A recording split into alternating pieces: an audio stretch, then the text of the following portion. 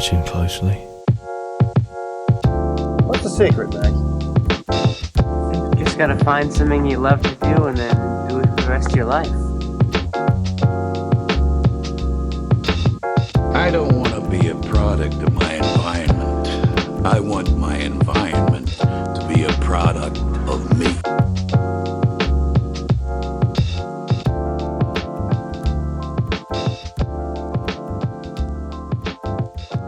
Hello, and welcome to The Establishing Shot, a podcast where we do deep dives into filmmakers and their filmographies.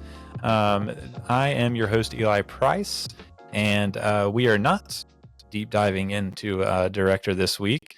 We are in the middle of our Spielberg series, but this week we are bringing back on our guest from last week, Elijah Davidson, and we are going to be talking about writing about film. Elijah is co-director of Brehm Film, as we kind of talked about last week, at Fuller Theological Seminary. And one of the main things Elijah does is doing some writing and editing and whatnot for both film criticism and also books about film from writers, and has written some books about film himself.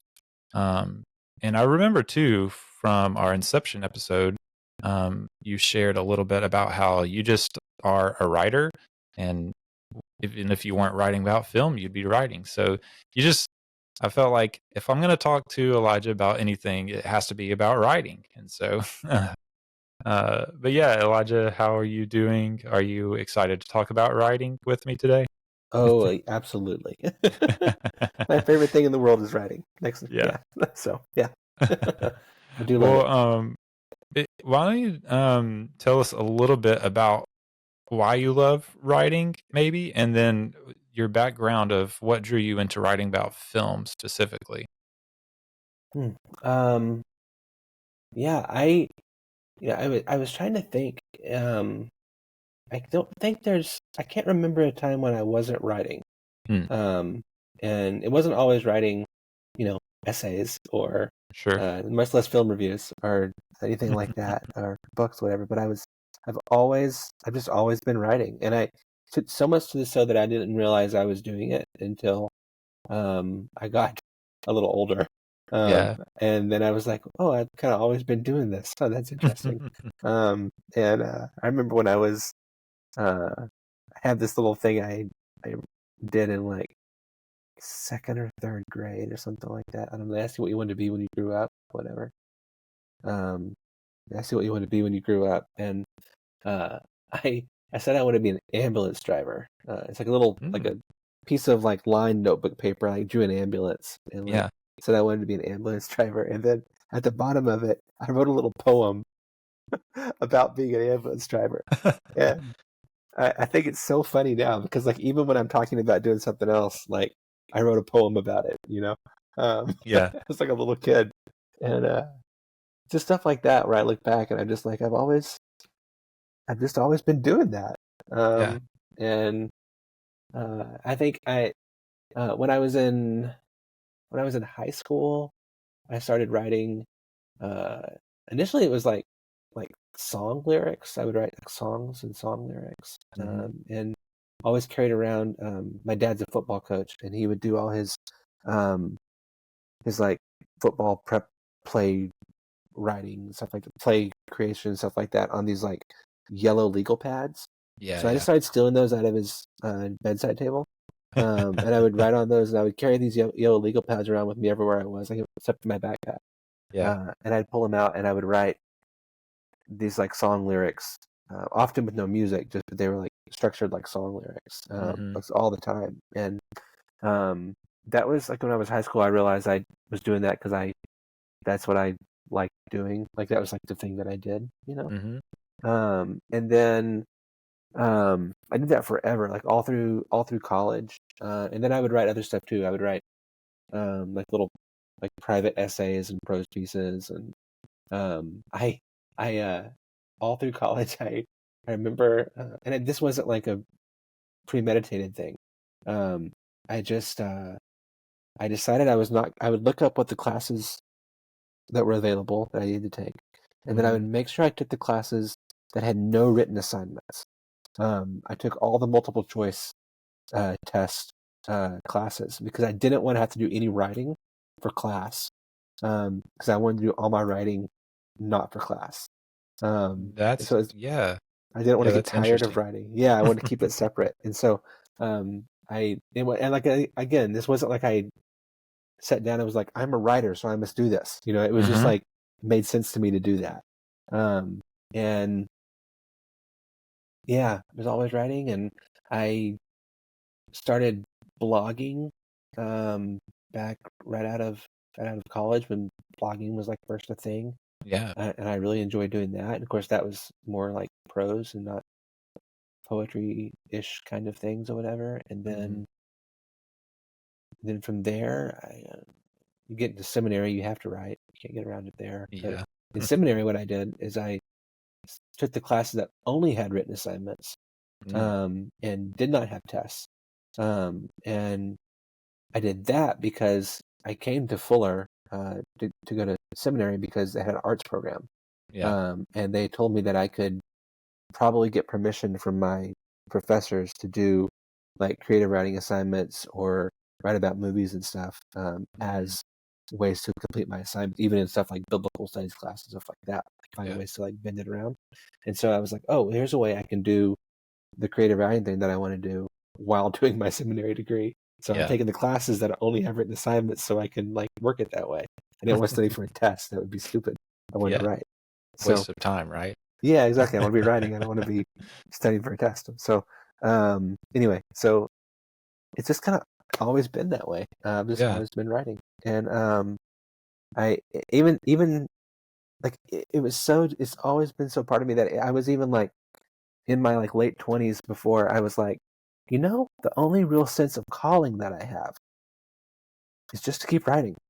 Like I went to seminary and thought I might work in ministry some way or something like that, maybe when I first went, and quickly figured out that wasn't going to be what I was going to do. Figured out that I didn't really have any like strong sense of calling to be a pastor or anything like a lot of my colleagues, a lot of my fellow students did or anything like that. I was like, the only thing I feel is just to keep writing. That's the strongest sense of calling that I have. And so I've just kind of always pursued that. The film writing thing came about. I've always loved movies too, like my whole life, and was raised. My parents showing us movies all the time, and important movies and movies they loved and all that, and we watch them and talk about them. So that was just also always part of my life. And it was when I was blogging, when I started blogging, that I started also writing about movies. Well, that's not true. I would write little songs about movies. I forgot about that. During the time in high school when I was writing song lyrics, I would make up songs about movies, like inspired by movies. That was really goofy. I remember writing a song about Fargo, the Coen Brothers movie Fargo. And it wasn't like a movie about like how great Fargo is. It was just like taking like images and motifs and little phrases from films and like working them into song lyrics kind of thing. A way to like process it. I forgot about that. But when I was blogging though, I would start writing about movies at length, and people were reading my blog in seminary, and the guy who ran the student paper was like, "Hey, you like writing about movies? You want to write about movies for a student paper?" And I was like, "Sure, yeah, why not?" Like, in fact, I already have written about the movies you want me to write about, so here, just take this and use that. And then the theology and film, the Brehm film, is called Real Spirituality. Then the people who ran that read the student paper and saw this, and then asked me if I wanted to come work for Brehm Film, just like part-time, like 10 hours a week. And one of the things they were doing was rebuilding their website. And they asked me if I wanted to for that to be my responsibility and to help run that, to redesign that and rebuild that and run that. I was like, sure. And as I started doing that, I thought, if we're going to do this, like, we need to be publishing film reviews. Like, that's what you do if you have a movie website, And so I just started writing them, and started kind of recruiting other people to write them too. And that was when I started editing more. Was when I recruited other people to write for us. Sure. And I had always told people that like all writing is editing. Like that's awful. Like, even my own stuff, that's all I'm doing all the time, right? It's just kind of editing as I go. And so like editing somebody else's work just felt like the same kind of thing, except I didn't put those words on the page initially, but it's almost the same thing. And so I really enjoyed doing that. And when the opportunity came to like start the book series, I was like, absolutely, I love this editing thing and writing thing. So, so once I figured out that was the strongest sense of calling that I had, that I'd already always been doing it, and that was when I was like, okay, this is what I'm going to be doing, and I need to organize my life to make that possible. And we can talk more about that too, but that was when it became like the central part of who I am and what I do, even though it's not my full-time job and I don't really know if I'm making money on it or anything, but it is my vocational work, you know. Right. And so you're still kind of doing a lot of that for Brehm Film. I do. Yeah. I still write movie reviews regularly for Brehm Film. We post them on our website called Deep Focus. It's a column on the Fuller Studio is the content site for Fuller, and have a column there called Deep Focus where their film reviews go. And I don't write film reviews as often as I used to. I still write them pretty often, but just not. I used to write one like every week, 1 or 2 every week. But now I kind of wait until a movie like really hits me, and I feel like I really have something that I want to write about. I'm a little more picky about what I spend my time doing. That just comes from having kids, and needing to like prioritize my time a little differently. So I still write regularly. It's just not as I don't review everything like I used to.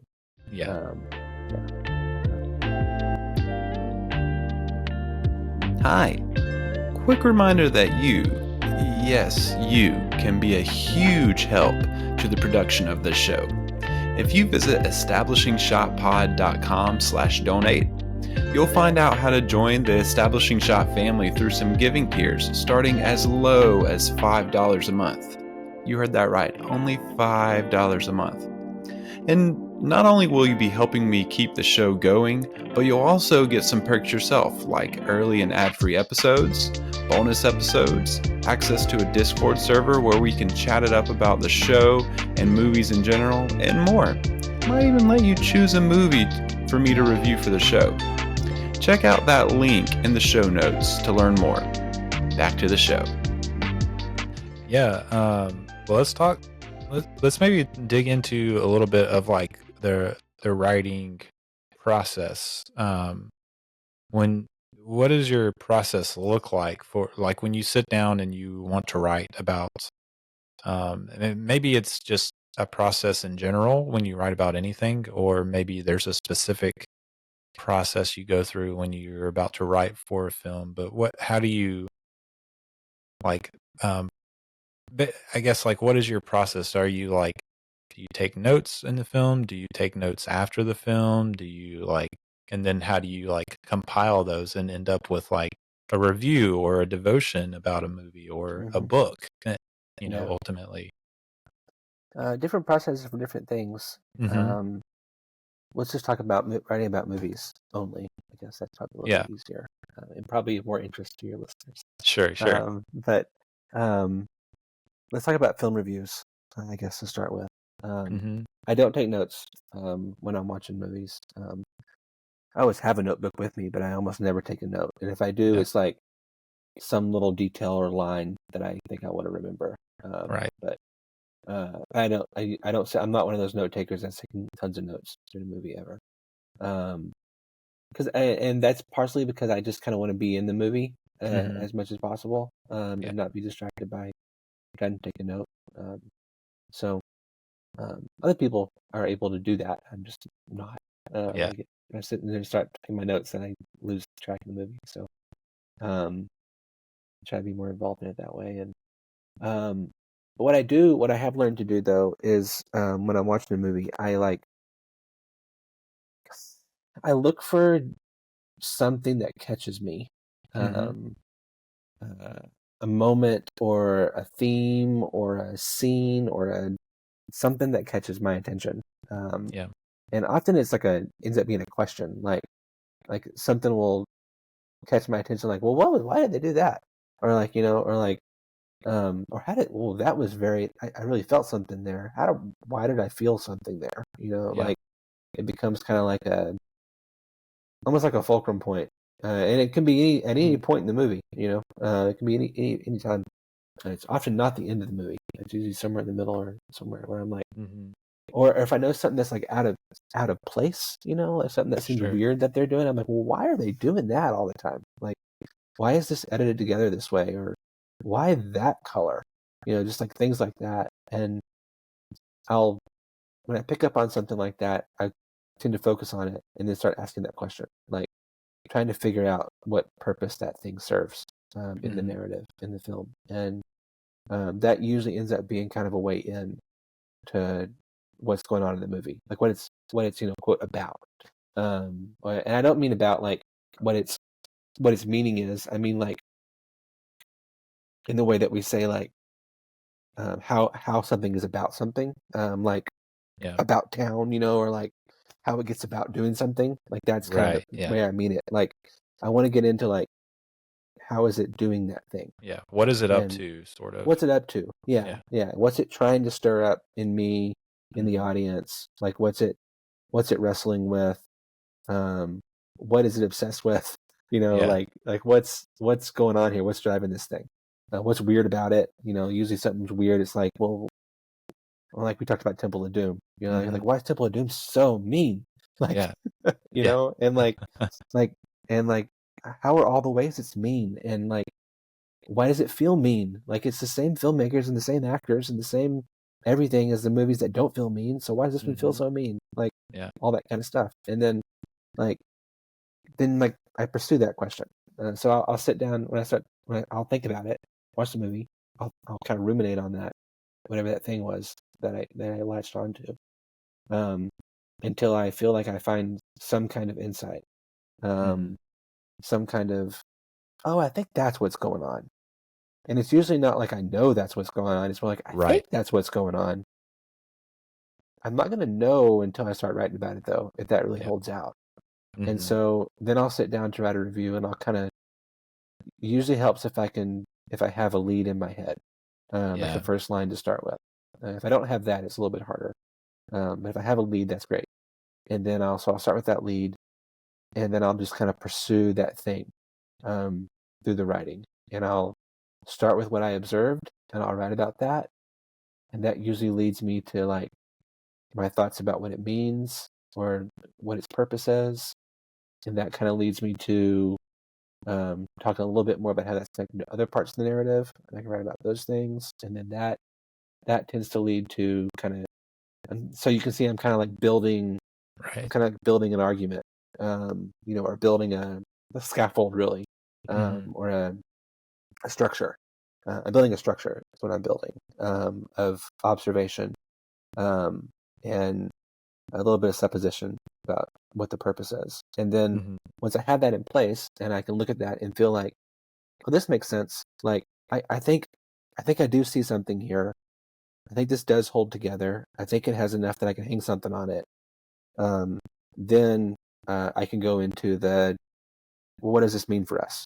Like, what does this mean for me, for the audience, for the world? Like, how does this connect to anything else in life, beyond the movie? And then I get to write about those things. And so that's one thing I love about writing about movies, is that movies are about everything. And so when you write about movies, you get to write about everything. It's so much fun, and, that'll send me down like little research rabbit trails that I can follow to learn something new. And then I bring the little bits of that back in that makes sense. And I start working on that last third part of the review or the piece that I'm writing, where it's like, oh, well, this is what the movie's about, and we're going to accept that I've built this structure, that this is what it's on about.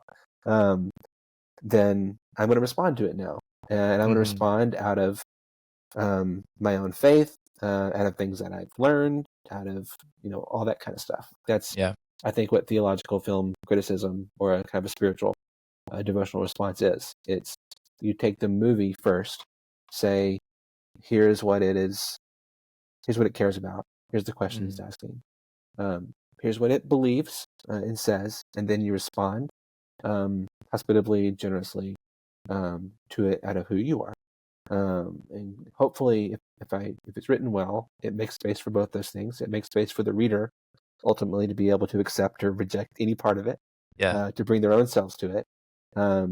If you do it, I think also if I do it well, it even if the reader doesn't necessarily want to respond to the way I did, I've still given them enough about what the movie's doing that's true, and it becomes like a window or a way into the movie for them, and they can respond their own way to what's going on. And then if I've done that well, and then I close it, and I close it. That's probably the most fun part, is finding the end of the thing. And I usually write to the point. I write until it's done. That sounds dumb. I write until I've said everything that I need to say, that I think I need to say, and then when I can feel like, oh, I could keep going, but I don't have to, that's where I stop. That's the best way to describe it. That makes sense. Yeah, because I don't want to close everything off for the reader. Like, my ultimate goal is to push them back to the movie, or to push them to the world, or to scripture, or to whatever else I'm working with. I want to push them to that. And so I kind of want to leave them like hanging a little bit. Not hanging exactly, but I don't want to close it up too neatly. I also ultimately don't want to be the final authority for anyone who's reading what I've written either. I don't want. I kind of keep myself out of it as much as possible. I mean, I think you can hear from what I've said, like I'm an essential component in this because it's my all this kind of stuff. But I try to keep myself out of it as much as I can. I bring myself into it when I kind of figure like, oh, the reason I've latched onto this is because of something personal in my life, like this happened to me, or or like, oh, this is because I'm going through this right now, and that's why I'm seeing this. Like when I recognize that, and when I'm writing, I'm like, I got to be honest about that. And so I'll bring myself into it at that point. But most of the time, I don't have to do that, and I can kind of keep myself out of it as much as possible, and then we're done, and hopefully the person will go back to the movie itself. So that's the basics of how I've kind of had a review. It's the devotional thing is a little bit different than that. The devotions, like I've written for like my Icons of Cinema series, or for the Come and See book, those are really built around a very strong structure. A very strong structure and a very very deliberate like a very deliberate use of like sentence length and and a certain kind of language that I both use and another kind that I avoid. It's very exact because those need to be very short, very direct. I'm allergic to kind of flowery spiritual language. That kind of, I think a lot of that flowery spiritual language like kind of separates us from the world. It makes like the spiritual a separate realm from the physical, and makes our spiritual lives a separate realm from our day-to-day real world lives, and I don't like that. And so in those devotional writings, I try to be very, very descriptive, very direct, very exact, very succinct, because I avoid all that kind of flowery language stuff, because I just want to reconnect people to the craft of the filmmaking, the hands-on craft of the filmmaking, and to the lived experience of how we love our neighbors, filmmakers, the world, all that kind of stuff. So, and I think because of that, like, I think it's it's a book that is written from like very much obviously from a theological perspective, like their devotions with prayers. It's it's theological film criticism in a devotion form, of course, but also like because of that grounded way that you've obviously like been very like um I guess like compelled to write in that grounded way. I would feel very comfortable like sending this to a non religious friend and being like, hey, you'll get a lot out of this. Yeah, it's Like, nice to yeah, hear. there's prayers and they're directed at God, but like, Yeah, if if that's not for you, you want to take the word God out of it, like it's still going to be relevant, like it's still going yeah. to mean something. That's good. That's good to hear. Yeah, Yeah. those come and see thing, like so much about that had to be like obsessively structured, Mhm. because there's 250 pieces in there, Yeah. and that book could have been 1,000 pages long if I wasn't careful. I Yeah. didn't want that, and that was tough because I also didn't. So I only had like 400 words. I literally had 400 words per film. Um, plus a little bit on the prayers, which those are like less than 100 words almost always. And Mhm. that was a way to keep the book linked to a manageable thing. It also forced me in a really good way. Limitations are everything. Yes. To I made the top part, the description devotion piece. It allowed adding the prayer to the end allowed me to be not so Jesus-y Yeah. in the Yeah. description of the film. I could be Sure. more about the history, more about the aesthetics, more about the importance of the film, and how Mhm. the art form has developed in that top piece, and then respond in the prayer out of my own faith to what I had learned about why the film was important and how it was made. Yeah. So the prayers end up being like model prayers. Yeah. So I don't actually expect anyone to pray them. They're the Sure. kind of prayer that one could pray, or that I would pray. Right. And if someone doesn't have that in my faith, they don't have to pray that prayer. Right. But it becomes kind of like an example for the Yeah. way that they might respond out of their own whatever Mhm. to that thing. Yeah. And I like thinking about what I do with the podcast, like I usually like to end the whole discussion with some sort of like final thought, kind of a Mm-hmm. food for thought thing. Yeah.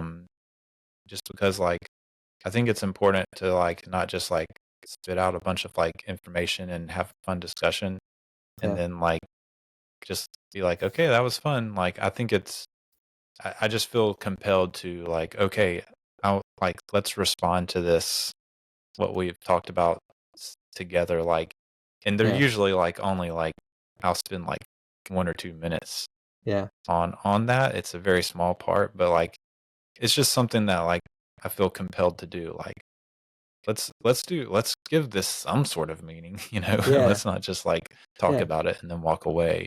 Because it does. They do have meaning, right? And it does Right, yeah. matter. And like, if all we do is collect information, like, Mhm. who cares? Right. Like, there's you can collect information anywhere. Yep. But like that just that little bit of response, like where Mhm. you kind of make it your own, and I think it honors the filmmakers. Like Sure, yeah. they didn't make the movie. Well, some filmmakers probably do. Make the movie just for you to like watch it and walk away and forget it, but most of Sure. them don't do that. I think most filmmakers they're dealing with something, Yep. they want you to think about the world in a different way. Mhm. It honors them. That's the other thing with putting the prayer piece in Come and See, putting the prayers at the end on the icons, send them the little books, like put them at the end. Is it ensured that I didn't have to Jesus juke the movie, Yes, yeah. I could just let it say what it wants to say, without needing to Mhm. read Christianity, read my faith into the film. Yeah. Which I don't want to eisegete anything. So Yeah. Hello again. Do you know how you can really support the show for free in just a few minutes or less? That's right. Just leave a rating and review on Spotify and Apple, or wherever you listen that might allow for ratings and reviews. These really help the visibility of the podcast. In fact, just hit that pause button right now and drop the review right now. And then you can get back to the show. I'd greatly appreciate it. Okay. I trust that you went and left that rating and review now. Back to the show. Well, I think that's a good segue into another question that will probably be interesting in relation to like your theological criticism, but also just your normal film reviews, which is how do you balance like the subjective elements and the objective elements of the film, and your response to it when you write? Do you just like write and see where it leads you and then edit down from there, or do you is there a way that you think about those different elements? Well, tell me a little bit what you mean by objective elements and subjective elements. Well, I guess so the subjective elements would be mostly like how you're responding. So obviously there's sometimes you're responding the way the filmmaker wants you to, but it's still subjective. Sometimes you respond in a way that just it's a natural thing with art. Like sometimes you get something out of a film and respond in a way that the filmmaker had no intention of. But either way, it's even whether they're successful in getting the response that they want out of you that they were aiming for, or it's a response that they didn't aim for, it's still subjective for you. Yeah. So that's what I'm thinking of subjective. I guess objective would be more like the filmmaking techniques, the history that you focus on and come and see. Like how do you balance those elements? Okay, that makes sense.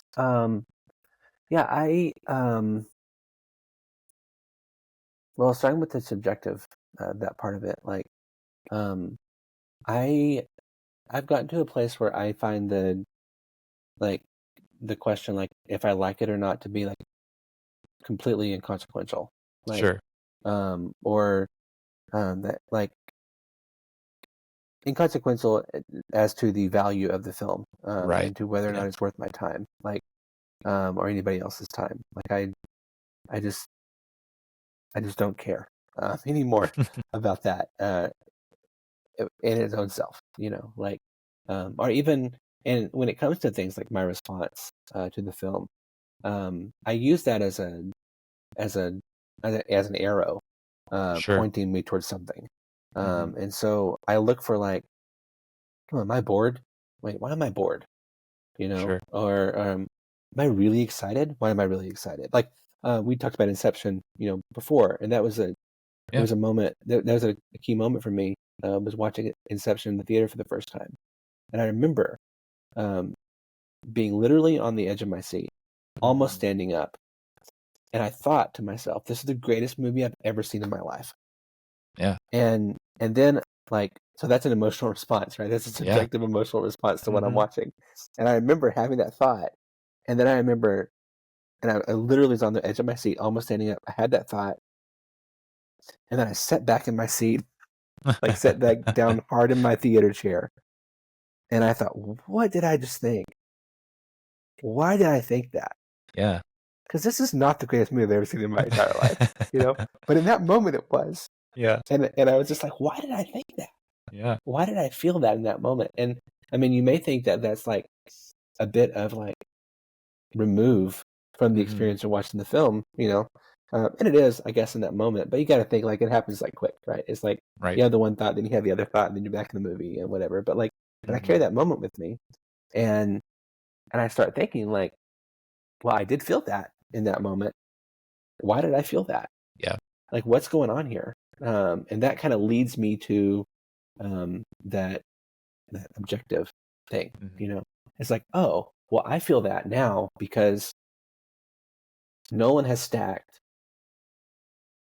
1, 2, 3, 4 different timelines on top of each other. And it's edited together so that all of these moments are crescendoing at the exact same moment. Yeah. And not only are they all not only is it like that action scene thing where this is happening and this is happening, this is happening all at the same time. It's also they're all happening in the same people in the same moment, and it's slower. There are physics things happening at each level because of the way this is stacked up. So like it's like this is not just like a fun science fiction element. This is what movies do. Yeah. Right? Like movies, and this is an example. Like movies play with time. That's what they do. Movies play with time, and he is explicitly playing with time here, and he's like rubbing your face in it. Yeah. That he's playing with time in this way, and it's not just that he's playing with time. He's playing with time, and it's emotional resonance that's running from the bottom all the way to the top of this stack of moments, and that's what a movie is. Like it's, and it was like that kind of like. So I took like a subjective moment, and then I figured out like, oh, it's a matter of editing, it's a matter of narrative, it's a matter of special effects, and it's a matter of acting that's pulling all these things together all at one time. And you start describing that, and then you understand like, oh, that's how this works, and that leads you to things like, this is how movies work. Like this is what we go to movies for. It's to believe that it's possible for time, which is this relentless taskmaster that drives us forward. The way we experience time, this Chronos time, the way the ancients talked about it, Chronos, right? This time that drives us forward. What we're looking for, what we're desperate for, is Kairos time. It's that time out of time where things can have like it's the eternal time. It's that thing you feel when you are caught up in something bigger than yourself, like all these people are, and so like this is the thing, right? So it takes me like from a moment of subjective to an objective understanding of the craft of how this thing is put together, and then from there I want to draw out, well, what does this mean? And I'm not drawing it out from I think this is the greatest movie ever made. What I'm drawing it out of is, this is the objective thing of how this works. And I can see that because I was aware of how I felt in that moment. Right. So that's kind of how I. Oh, that's great. Really it's not a balance. It's just like a path you take. Yeah. And I can do that with lots of moments. Yeah. In movies. So yeah. No, that's really good. And I think like you're giving me more. So I've done like a couple of times a little seminar on. I call it movies as mirrors, and I talk about how movies. I talk about it in the sense that they're mirrors both for yourself, and they're mirrors that like reflect your culture, your society. They can show you things about yourself and also about your society or the culture or their perspective that they come out of. And so like when I talk about, okay, when you're watching a movie, how do you learn things about yourself? And one of the things I talk about is, taking note, like you were saying about when you watch movies, taking note of the times where you have strong emotional reactions. Yeah. And like putting that on a shelf in your mind so that after the movie you can kind of examine like, why did I have such a strong emotional reaction, whether like sad or mad or happy or whatever in that moment. And it's because like movies like easily break past like the walls we typically have built up, because we kind of bring them down when we're entering like a world that's not quote unquote real. And so like it can like get at things in you that like typically don't get past your defenses. And so that's one of the things I talk about, and I think you're making a good connection here that I can like build into that that talk to lead into like, okay, so not only can you like learn something maybe about yourself, but then you can go back and look at the objective elements of the movie, and make sure you're like thinking about it, like how did it get that out of me, and why, and then asking the question that's like both objective and subjective, which is like, kind of like how did that work? Why did it work? Sort of. Yeah. You kind of have to like meld the objective and subjective together for that because it you can't have one without the other for that to answer that question Yeah. of why did that work on me Yeah. in that So way? that's like the Yeah. making it personal part, right? Right. Where you're like, so you take that same example of the Nolan moment, right? And then I had to ask a question like, well, why do I feel burdened by Kronos? Like, Mm. do I feel overwhelmed Yeah. by the daily grind of my schedule and my life? Am I longing for Kairos? Like, am I longing for eternal time? Hmm. How can I have more of that in my life? Yeah. And maybe I was so busy, maybe I was so overwhelmed that I wasn't even aware that I was overwhelmed. You can be Hmm. that, and maybe it took that moment and my awareness of what I felt in that moment to be like, oh, I need to figure that out because I'm in a moment in life where I am so busy with taking care of kids and work and the house and Yes. all this stuff. Like, how can I find time in this? And this is not hypothetical here. This is honest. Yeah. Right. This is me right now in the moment thinking like, why did I bring up that example? I could have gotten 100 examples of moments Yeah. like that movie, but I chose that one. Why did I choose that one? Why did my subconscious choose that one in this moment? Maybe I feel that way. Maybe I need to find some way to put a little bit more kairos into my life. And that would be a conversation with my wife to figure out Yeah. how to work some of that out. I'm sure she needs Yeah. it too. Yeah. But that's what you're saying. That's where you take it and you turn it back to yourself then. And that part's probably doesn't need to be in the film review or the piece that I write. Right. Yeah. That part's for me. But the task of writing then is to say like, okay, so how can I give that to somebody else? Yeah. How can I give that prompt where they can like take that next step? How can I give that to them? And I start thinking like, okay, well, I've got to take them on the same journey I went through. Yeah. But how can I do that? So I don't want to tell the story about how I thought this is the greatest movie of all time because that's a needless narrative. Yeah. So I maybe just start with Inception is the greatest movie ever made. Okay, it's not. I know it's not. But it is pretty great. And here's a moment that's super great in it. And then start describing that moment and then explaining how it works. And then turn that into, what we feel here is we feel the burden of Chronos, as the ancients called it, and go from there. But that's the writing part. It's how to take that and turn it into something somebody else can get something out of. No, that's really great. And I think you're like, so when I read, I think that's something that like one of the greatest, film critics ever, Roger Ebert, that's something he does so well is take you back to that like self-reflection. Like he's obviously like great at breaking down the film, what works and doesn't work in it, but like he always has these moments in his writing where like he leads you to ask something that you have to wrestle with.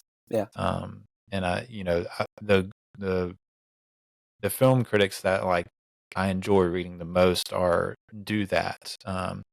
And or even like a lot of times I'll be reading a good film critic and I will basically like they'll be saying something about the movie and a takeaway that is not what I end up walking away from their review with, and it's because like they kind of unlocked something that I was having a hard time like organizing in my mind of like a way I felt or something I saw in the movie. And they say something that's like related to, but not that. And but it unlocks for me. And I'm like, oh, that's why this worked that way, or that's why I had this response. And they didn't say that explicitly, but something they said unlocked that for me. And I think that's kind of what you're talking about is that work in your writing about film where you can unlock something for someone by taking them through that and process. it's and that's even like even separate than the devotional writing, just the review writing thing. Like that's really kind of what you're trying to do. Like you're kind of just wanting to describe the film correctly and clearly, so that the reader can get more out of it. You know, I mean, there are critics who part of what they think is important is telling you whether the movie's good or not, and like judging the movie in that way. And I'm not really interested in that. I think you can get that from my reviews quite often. Like you can tell if I like the movie or not. Sometimes you can't. Sometimes you can't.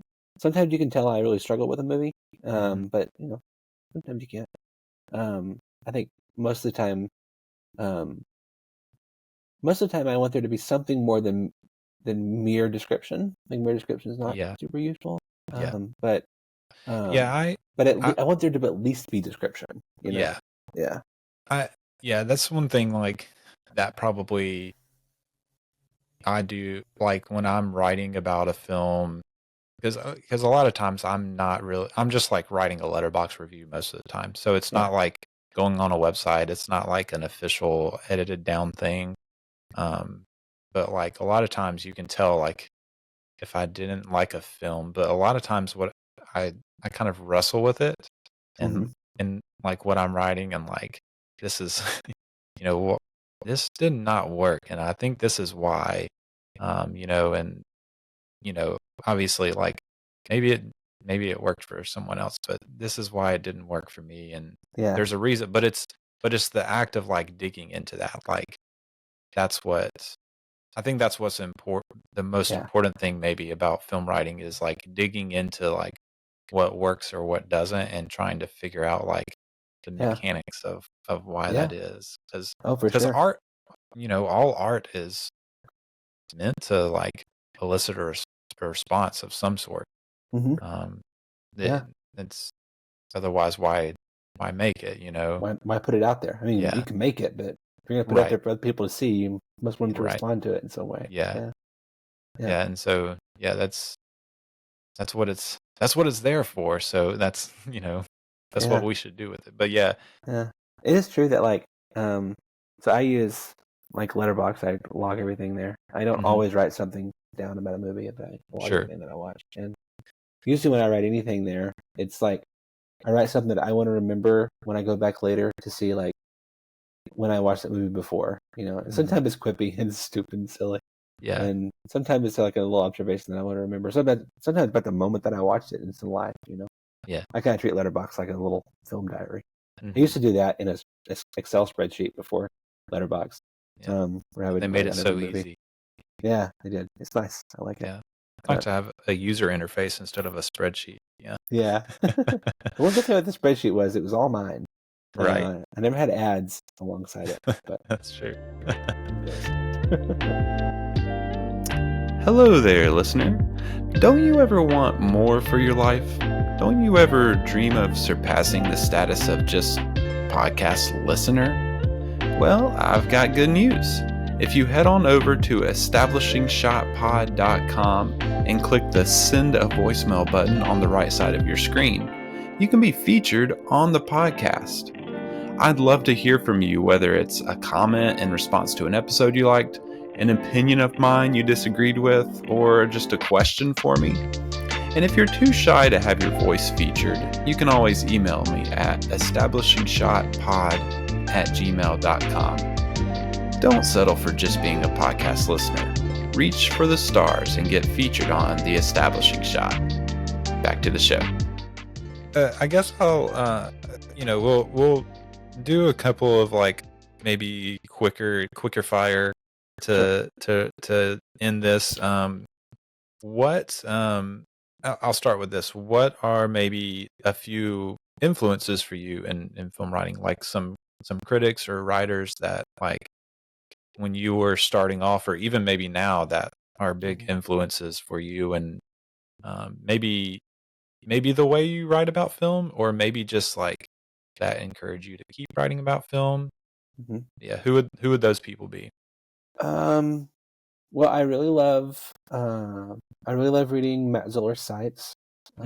Okay, he's a great writer, and also I feel like he's he's a searcher.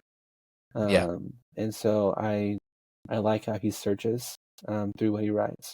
I value that a lot. He's a very honest writer, and I like that a lot. Yeah, and I think for him. I'll shout out the Wes Anderson books, books, which are great. I used that when I was doing that series, and yeah, those are phenomenal. They're not just like giving you information about the making of the movie, but like you said, they're digging and searching in those, especially in those interviews he has with Wes in those. Yeah, he's a really good interviewer especially when he knows the person pretty well. Yeah, he's really good. So speaking of interviewers, though, I think that Tasha Robinson is one of the best interviewers out there. Even when I don't care at all about her subject, I will read her interviews. I think she's really good. I appreciate when I think Matt Zoller is best when he's interviewing someone he knows pretty well. He has a relationship with them, being got to get kind of deep with them. I appreciate that he always asks craft questions. I care a lot about craft. But Tasha, I can't even put my finger on why, but she just seems to be able to get people to talk and to say things that you don't expect them to say. And she seems to be pretty insightful about what do I need to ask this person to learn something important, like one important thing that I haven't read somewhere else. And so I tell people to read her interviews all the time just to learn more about interviewing. I'm not going to name them, but there's a few critics that I read that I almost always disagree with. And I'm only not going to name them because why name them? But I think it's important to find some people that that don't see movies the same way you do and read them regularly. I think it's really useful to kind of have different lenses to look through. I'll say this on that note. One that I really love to read his reviews is David Ehrlich. And it's because it's like 50-50 if I'll agree with his take or not. But one thing he always does, even in his takes that I disagree with, he unlocks something. That goes back to that. He unlocks something, even in his more negative reviews of movies, that unlocks something that I liked about it. So he's a really good writer. So it's fun. Yeah, I like him too. He's fun. I agree with you. I might even say I disagree with him more than 50% of the time, but I do appreciate him. And then there's I will say there's a handful of Christian film writers, Christians who write about movies, and I love them, and I'm so grateful for all the things that they do. There's things that they do better than me, and I appreciate those things about them. Like Josh Larson is somebody who he's a good friend, and he and I think we have a fundamental difference in the way that we initially see a movie. I'm kind of a see the forest first and then try to discern the trees, and he's kind of a see the trees and then try to find the forest kind of person. And I just don't see the world at all that way. Not just movies, like anything. I'm a big picture to detail kind of person, and he seems to be a detail to big picture kind of person. And I think that's usually really useful for me because I can be so sure about the forest that I can't always identify the details that I need to identify to explain why it's there. That's kind of a growth area for me always, is trying to figure that thing out. I think Josh sometimes can get hung up on some details and miss the forest sometimes. I would tell this to his face, so I'll say it here. But I think it's but he's a good friend and I love him. And often he'll point out details that in things that I'm like, oh, I didn't notice that. Yeah, that does qualify what I thought, actually. And he's probably right about that. That happens quite often. So Gareth Higgins is someone who I really love. You know Gareth? at all? I Gareth don't, Gareth. but now I Yeah, will look into him. he runs a group called a magazine called The Porch, and does stuff called Movies and Meaning. But he's a couple of books. He's an Irish writer, Okay. and he's also on a podcast called The Film Talk. Okay. That was my favorite podcast forever, and it stopped like 10 years ago. It's him and a friend of his named Jet Lo. It stopped like 10 years ago, but I have like all the episodes downloaded and still re-listen to them. And they recently restarted their podcast actually, very recently, like the last couple of months. And Jet Lo, his co-host on that show, Jet is like one of the smartest film watchers I've ever heard, ever. Like, he sees movies so clearly, and is so good at articulating what's going on in a movie and why it works, why what works. And he has a very he and Gareth both have a very broad, like base of film knowledge about movies I've never heard of before, and a lot I have, but and they just know so much, and their conversations are great. They're kind of back and forth conversations. Jet, like I said, Jet is like super into like cinema studies, like how this thing works and why or why not. And Gareth is all about the meaning, like why it matters to our lives, or doesn't matter to our lives, or where the movie could maybe be a little better if it had a little bit more of a moral core to it, and stuff like that. And they're both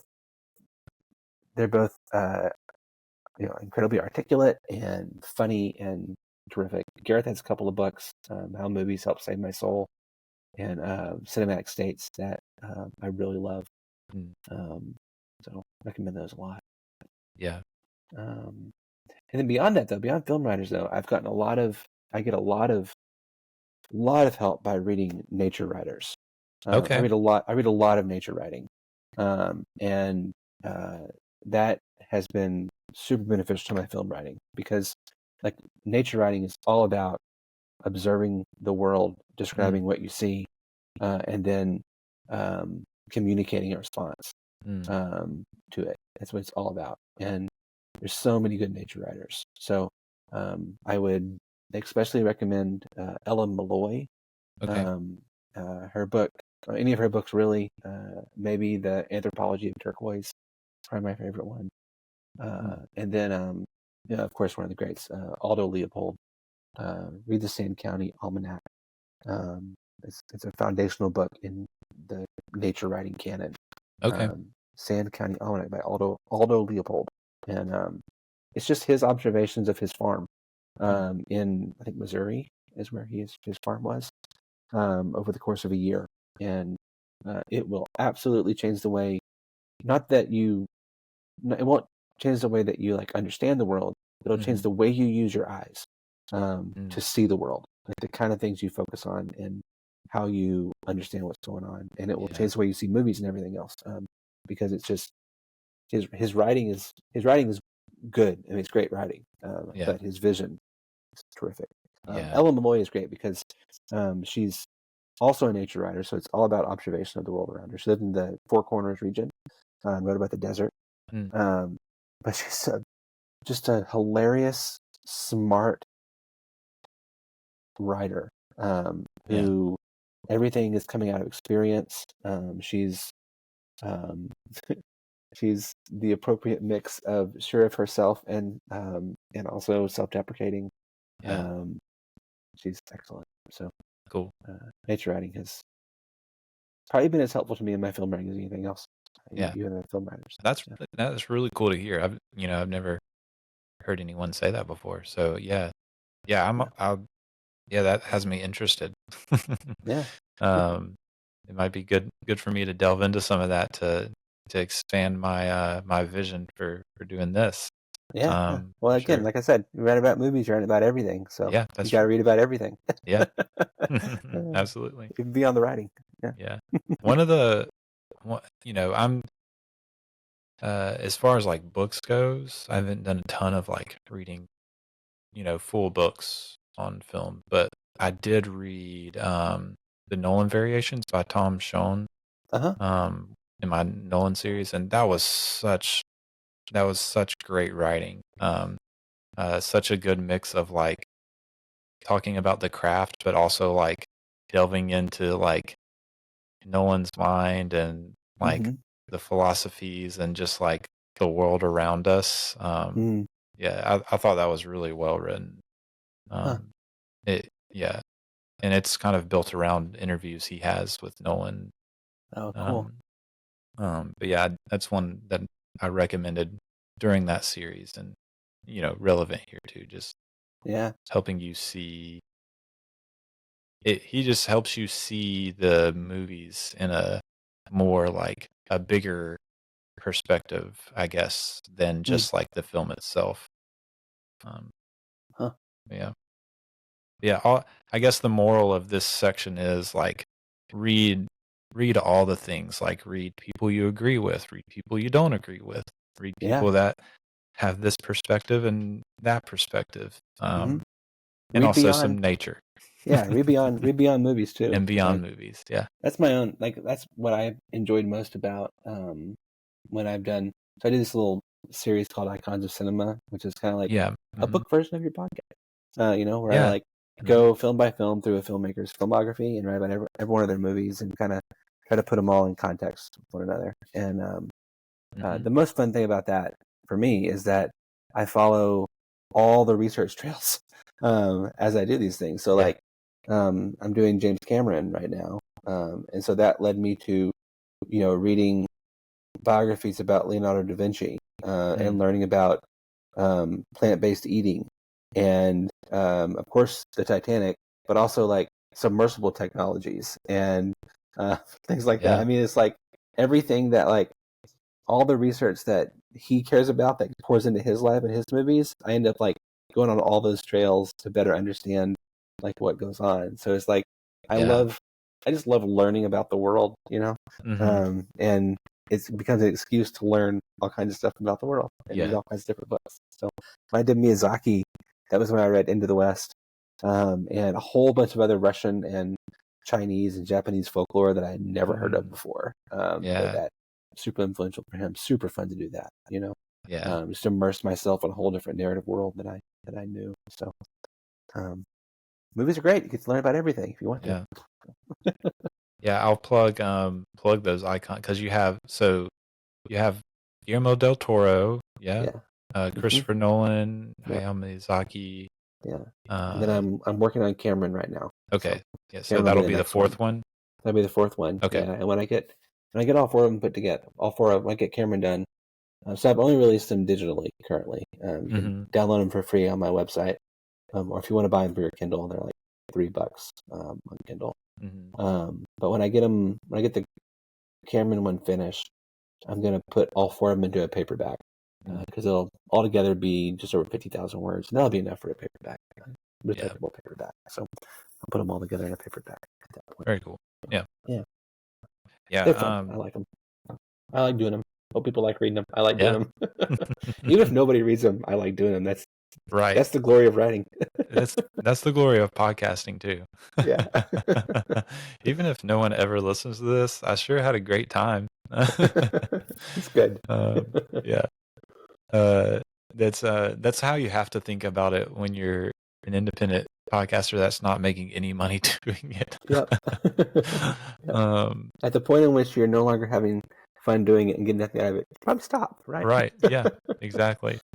Because no one's paying me to do it, so I'll just stop when I don't enjoy it anymore, which hopefully will be a long time from now. But hopefully this episode will not end and I just like cut to black. I guess Eli was done. Yep, he didn't make it to 50. 49 is a good number. 7 times 7. 49. That's right. That's always been my favorite multiplication problem. But 7 times 70 is 490. That's true. So you got a ways to go. Yeah. Oh man. How many podcasts should I make? The disciple asked Jesus. 7 times 70. No. 70 times 7. Yeah. I better get to work, said the disciple, and he went off to record. Oh man. This is another question. What's maybe one or two quick pointers that you would give to someone that is interested in walking down the path of writing about film? Some some aspiring film writers? I would say just start doing it. Yes. Just start writing about the movies you watch. Even if you write one sentence or a paragraph or whatever, just start doing it and don't stop doing it. Writers are writers because they write. Yes. So, right. And it sounds so pithy, but that is so true. There's nothing else besides that, really. And then secondly, well, we've already touched on it. I would say read. Read a lot, read widely, read anything that sparks your interest. When you're watching a movie, you don't understand something, read about the thing you don't understand. When you start writing and you get to a place, be humble enough in your writing to realize you get to a place where you don't know what you're talking about. And then learn so you can know what you're talking about. Yeah. And do that. And that's all it is, really. Is write and read and learn when you don't know what to write about anymore. Yeah. And that sounds a cycle of simple, but that's it. Cycle it's of taking fun. in and pouring out, I guess. Yeah, it's super fun. Yeah. Love it. Yeah. Well, you've already kind of shared a little bit about what you're working on currently with the James Cameron Icons of Cinema. Is there anything else that you would like to plug or talk about as far as things you're working on other than that? No, I just say we've talked about Come and See a little bit and what that is, and it's a book that you can buy if you want to. I have it right here if you're watching. Right you here. do. You have the hardback too. Yeah. You're one of the few the proud. Where's the hardback? The paperback version as well. $10 cheaper. I think so I send my family wish lists, like they're like, what do you want for Christmas? And so I just I have a Amazon wish list with some books and movies, and that's like all that's on it. And it's just easy, like here you can pick something out of here. And I do that that's how I ended up with the hardback version of Come and See. So that's a pointer. If you want Come and See but don't have the budget to maybe buy it yourself, just send it to your family and they might buy it. Smart. Yeah. It's fun. So so there's that, but there's also an email version of the book. Yes. Kind of. It's not exactly the book, but it's pretty much the book. Yeah. And so that's totally free. And I love people to sign up to that. It's I actually, when I was writing Come and See, I got more excited about the email version than I did about the book version of the thing. Because I realized I could build it, and that it could be free, and that it would be a really great way to learn about cinema and to experience movies and the devotions that I wrote and all that kind of stuff. So Come and See is a free weekly email. It goes out on Sunday mornings. It starts at the beginning. Whenever you sign up, it's not like everyone gets the same email. So whenever you sign up, you start at the beginning of cinema, and then chronologically, you work your way through week by week. So sign up immediately so you can get started working through, because it's a 5-year long subscription to get to the end. So I highly recommend it. Even though I have the book, I use it. I've only used it a few times as more of like a reference. Like, I just watched this. Let me see what's in here. But the email I do, I read it every week. For movies I've seen and haven't seen, because it either way it helps me think about film. And so they're not like spoiler. Oh no, there's only two movies in the whole thing where I talk about any kind of spoiler thing, and I warn them before I do it. So so let's see, I pulled up where I am in the emails. Last Sunday I got Spring in a Small Town and cool. Bicycle Thieves before that, so I'm getting you're moving along. I guess I'm not quite in the 50s yet, am I? No, you late could be 40s. Somewhere late 40s. Late 40s. Yeah, late 40s with What number are you on? Do you know? I don't know if it has numbers in there, do I? No. I'm looking it up. I at one point considered putting the numbers, but I didn't want people to feel like they were completing something. It's a journey. It's not the destination, Yeah, it's like something I look forward to on Sunday mornings. I'm like, oh, I got the email. Like, Yeah, I could go look at it in the book anytime, but you it's just, could, but but just it's so nice much to more like, fun. yeah, it's like it's like when you get a package, um, Uh-huh. from Yeah. Amazon. It's like, Yeah. yeah, I know I ordered this, but it's still fun to like, Have it oh, my arrived. package came. It's I arrived. know. Yeah, just like that.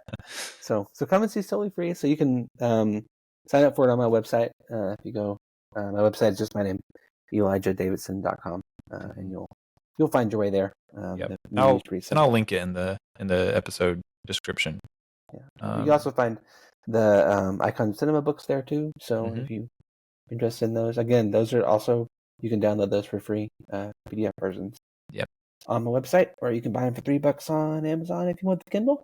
Yeah. I did that because I like reading things on my Kindle, so I put them on a Kindle too. But, yeah. Yep.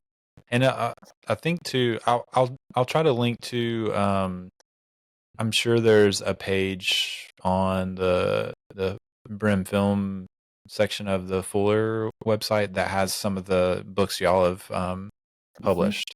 Oh yeah, yeah, for sure. So I'll link to that too, because those are also books that you have had some part in, at least. I do, yeah. I've edited all those books. Yeah, so they're super fun. I love those. That's a really joy is doing those books. I try to find writers who have something interesting to say, and then we help them get that out there. So they're simple little books. None of them are long. They're small books. They're small for a couple of reasons. One, I'm pretty convinced that most books are too long. Says the person who wrote a 500-page book. But most that book's not too long, but most books are too long. Yeah. Well, it's a 500-page book made of basically like 250, 400 word things. Yeah, 400 word quote unquote booklets. It's really a short book. It's really a short book that just looks long, right? Yeah. But the Real Spirituality Monograph series, they are short books. But again, they're exactly the right length. And there's like 7 of them now.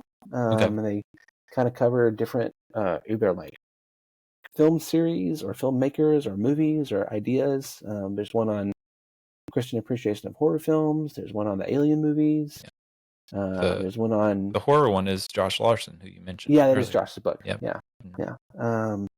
There's one on Stalker, the Tarkovsky film. Yeah. There's one on Public Enemies, the Michael Mann film. I need to check out the Stalker book because it's good. It's an incredible movie. So.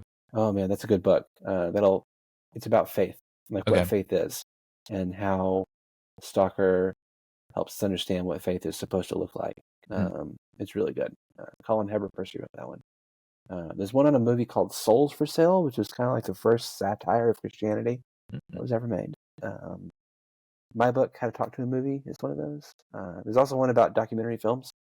It's kind of like an introduction to like documentary filmmaking across time, and a kind of a spiritual rubric for understanding like what's going on in documentary filmmaking. So very cool. I think that's all of them. Yeah. But we're always working on new ones. Yeah. Again, super fun. All writing is editing. So yeah, I enjoy editing those books. Yeah, that's fun.